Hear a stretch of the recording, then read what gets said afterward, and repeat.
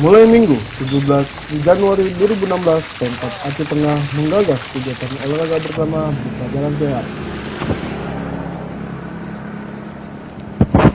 Bupati Aceh Tengah, Nasarudin, dampingi Ketua Tim Penggerak PKK Nyonya Apini Nasarudin, Ketua DPRK Musin Hasan, dan anggota DPRK Ibrahim Shah, serta sejumlah pimpinan SKPK turut hadir untuk senam dan jalan sehat bersama warga.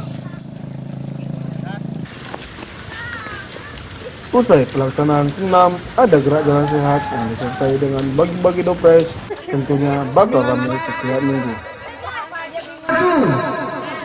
101. Ibu merasa senang karena kenapa? Biasanya hari Minggu tanpa jalan santai setelah senam jantung sehat, masyarakat pada bubar.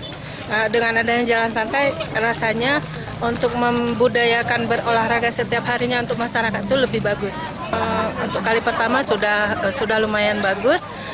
Namun kalau bisa dia terkoordinir sehingga tidak mengganggu lalu lintas yang kita dilewati oleh peserta jalan santai.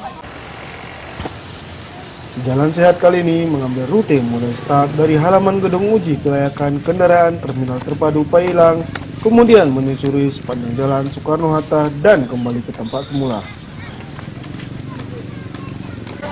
Demikian laporan Yasanu Tagalo, Humas Sedekap, Aceh Tengah.